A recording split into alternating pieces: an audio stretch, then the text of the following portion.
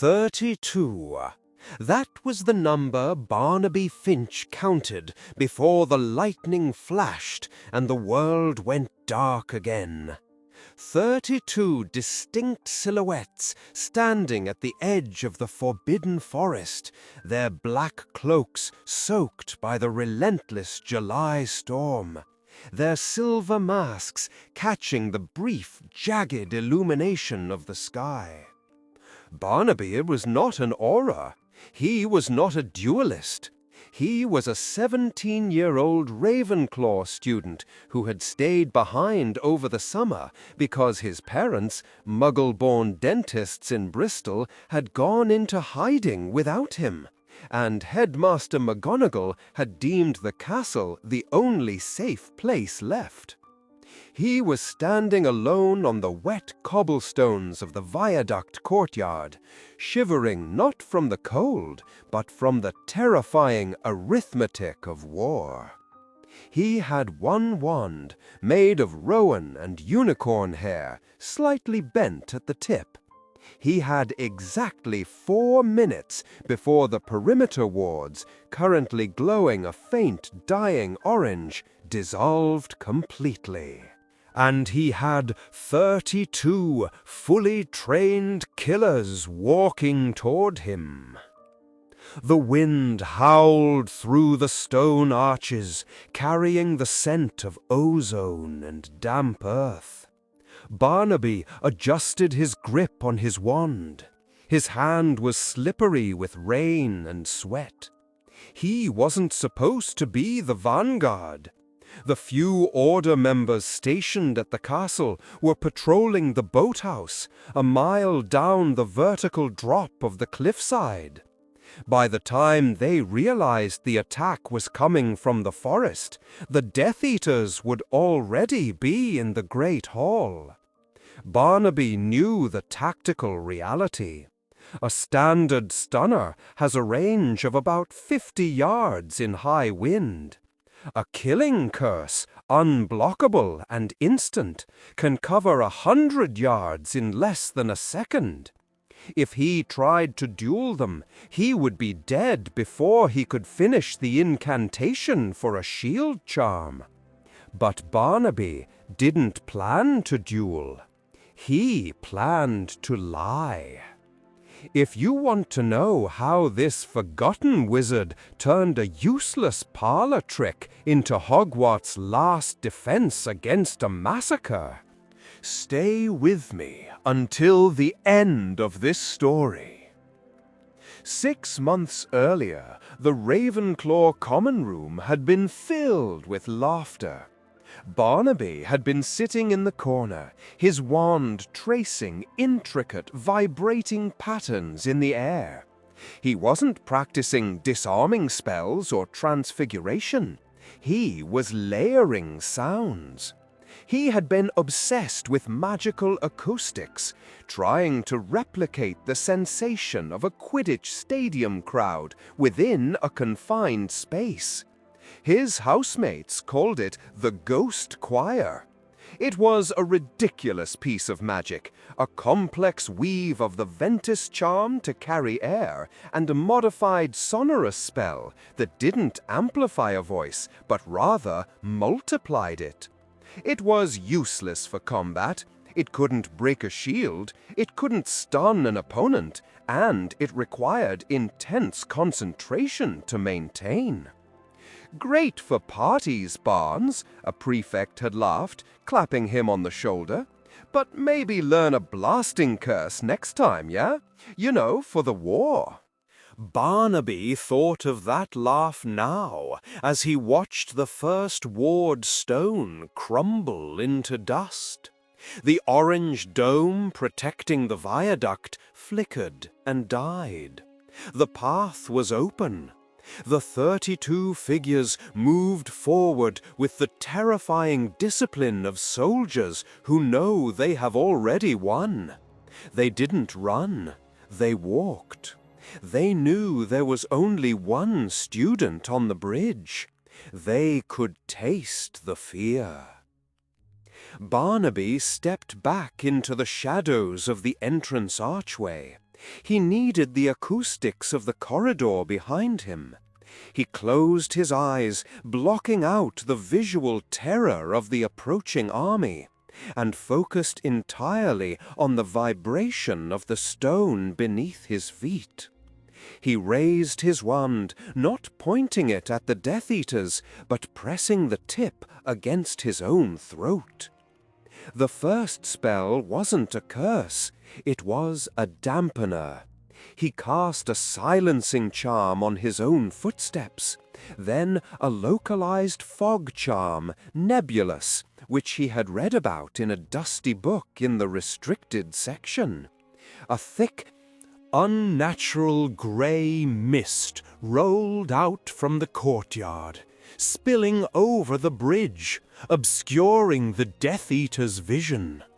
They paused. Barnaby could hear their muffled voices through the rain. "Just fog," one shouted. "The boy is hiding. Flush him out." Barnaby waited. His heart was hammering against his ribs like a trapped bird. He needed them closer. He needed them on the bridge, suspended over the abyss where the acoustics were perfect. 300 yards, 200 yards. He could hear the heavy crunch of boots on stone. They were confident, careless. Now, Barnaby whipped his wand in a wild, violent arc, slashing the air horizontally, and whispered the incantation he had invented during those lonely nights in the tower. Echoes of the Legion. The effect was instantaneous and terrifying. From the empty fog behind Barnaby, the sound of marching erupted. Not one person marching, hundreds.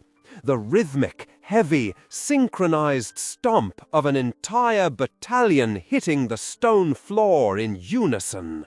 The sound was so loud, it vibrated in the teeth of the Death Eaters 300 yards away. Barnaby didn't stop. He twisted his wrist, adding the second layer. The sound of unsheathing swords, the metallic rasp of steel on leather, multiplied by 1,000. He cast a simple Lumos charm, but he cast it through a prism he had conjured from ice. The light fractured, hitting the fog and splitting into hundreds of distinct glowing shapes.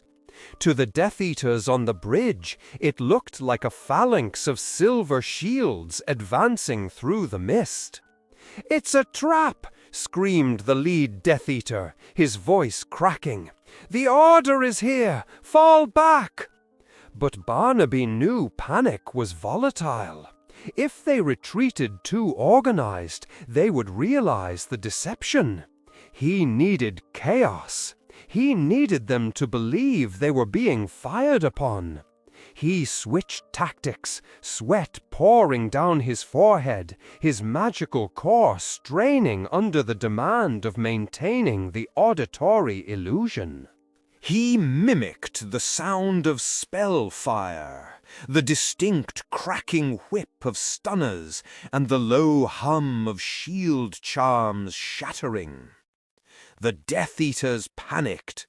Blinded by the fog and deafened by the sound of an invisible army, they began to fire wildly into the mist. Green jets of light and jagged red curses flew past Barnaby, smashing into the stone walls of the castle. He pressed himself flat against a pillar, debris raining down on his hair. He had to keep the rhythm. If the marching sound faltered for even a second, the illusion would break. One Death Eater, a large man with a brute's build, didn't retreat. He charged forward, roaring, firing blasting curses into the ground. He was 50 yards away, 40. He was going to see Barnaby. He was going to see that the army was just one skinny boy with a nosebleed and a trembling wand. Barnaby made a choice. He dropped the marching sound for a split second, focusing all his remaining energy into a specific acoustic mimicry he had never perfected. He aimed his wand at the gargoyle right next to the charging Death Eater and projected a voice.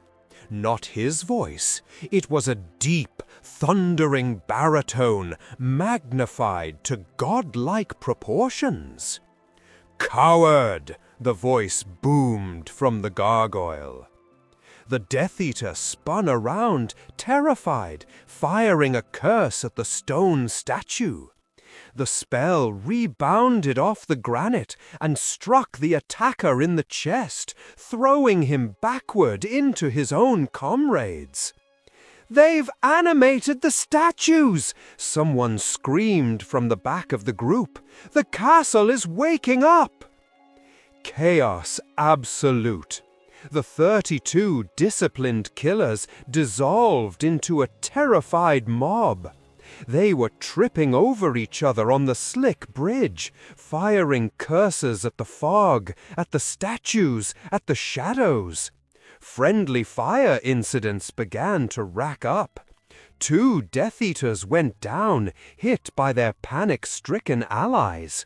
Another slipped on the wet stone. Terrified by the sound of a giant's footstep that Barnaby projected right behind him and nearly fell over the edge of the bridge. Barnaby was fading. The strain of holding the nebulous fog while orchestrating a symphony of war noises was tearing him apart.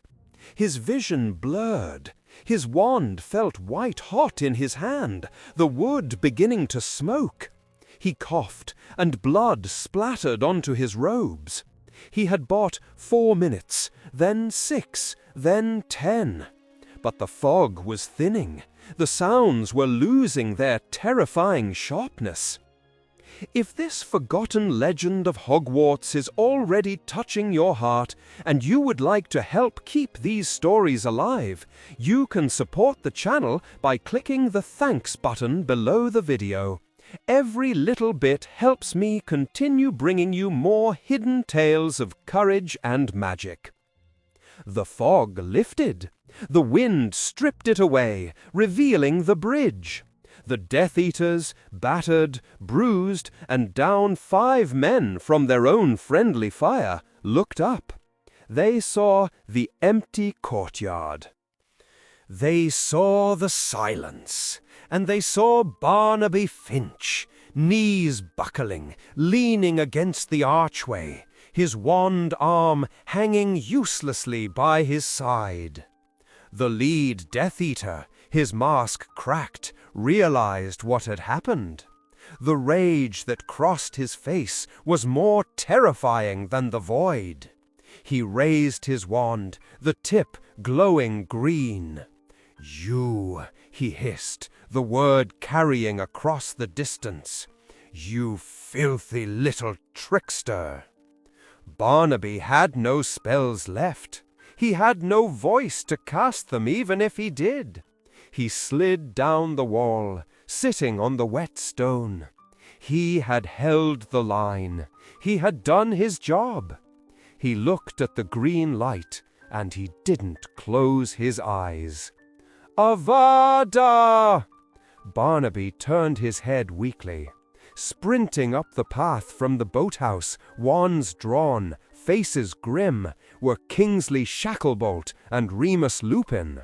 Behind them, a dozen more figures, the real army.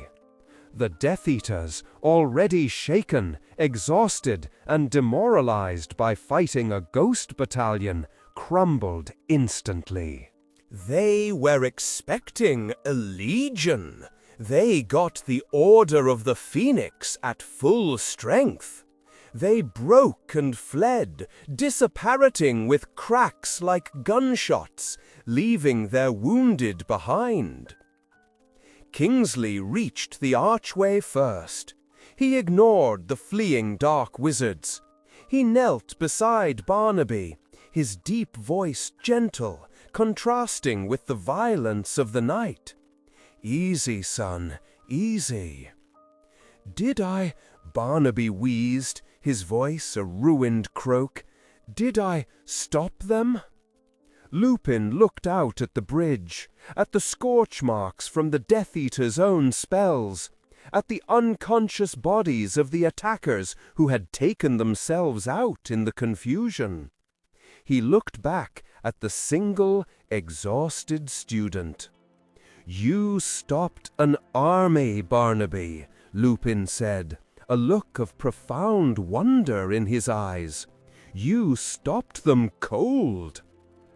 The aftermath was quiet. Barnaby spent 3 days in the hospital wing, his magical core critically depleted. He slept through the commotion of the ministry investigation. He slept through the order securing the castle. When he finally woke up, there was no medal ceremony. There was no grand feast. The war was escalating, and secrets were kept close. The official report simply stated that the patrol had been repelled by castle defenses. But in the Ravenclaw common room, the story changed. It was whispered first by the portraits who had seen it, then by the ghosts who had felt the sonic vibrations. The students who returned in September looked at Barnaby differently. The boy who made funny noises. The boy who played with echoes. They stopped laughing at his sound experiments, because they knew that when the darkness came and the odds were 32 to 1, Barnaby Finch didn't need a killing curse. He just needed a voice and the courage to make it heard. If this forgotten legend of Hogwarts touched your heart, tell me in the comments, what would you have done in Barnaby's place? Like the video, share it with another Harry Potter fan, and subscribe to hear more hidden stories of courage, magic, and impossible odds. Sometimes the loudest magic is the one that makes no sound at all.